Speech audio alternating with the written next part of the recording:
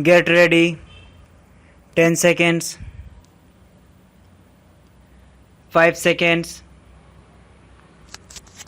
Start.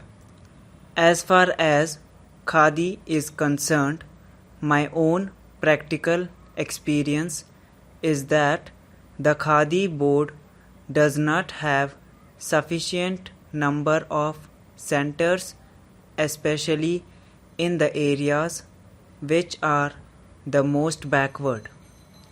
For instance, in the Sundarbans area, which has only one crop a year and which is actually very poor and backward as far as industrialization goes, we find hardly any centers, either purchasing or training centers. The other thing we note is that the individual who is spinning at home does not know where to take the yarn because there is no publicity or propaganda to help the individual spinners to go and sell their yarn, with the result that although large amounts of subsidy are being given by government, it is not going to the help of the majority of those who are today wanting some form of cottage industry employment. That is why I feel that it is very essential now that it is being done on a national scale that government purchasing and training centers should be opened in the areas which are most backward, so that we may not notice this type of shortfall at a time when in every village to which you go, the women, especially the agricultural laboring women, crowd round you and ask you how you are going to give them some form of employment. The other thing I want to stress is the question of village industries. This is especially a thing in which a certain amount of research is also required. In these areas, I am afraid nothing has been done, although we approach the industries department again and again. Nobody in the village knows who is the competent authority to tell them how to approach government for help, for research, for the result of research, for production centers, for training, or for marketing. If we go to the sub-divisional officers, he is not able to tell us.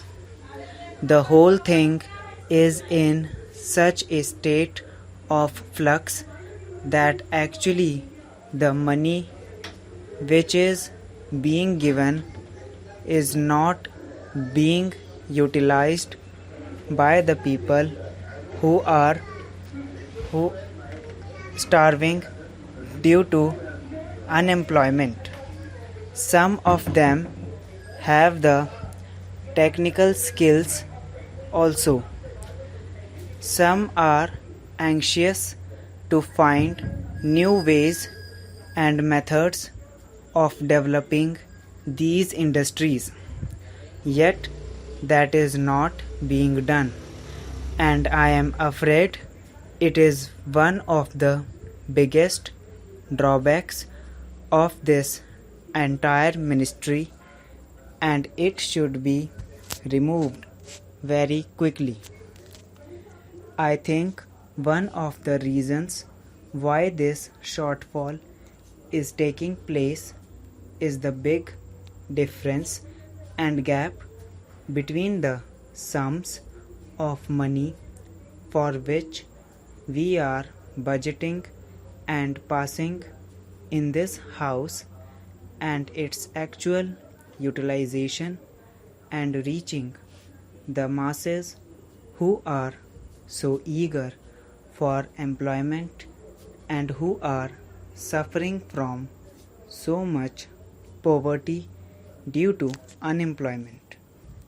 I am in sympathy with the observations made by the previous speaker because, as one who has been connected with one of these boards, I have felt a lot of difficulties in expediting the work and spending the money allotted. I feel that the whole organization does require modification so far as the organizational aspect is concerned. It is known that the government's method of doing anything is rather slow and tardy. The procedure is very difficult and prolonged. And here we have to deal not with one particular section of the people or industry fixed at a particular place.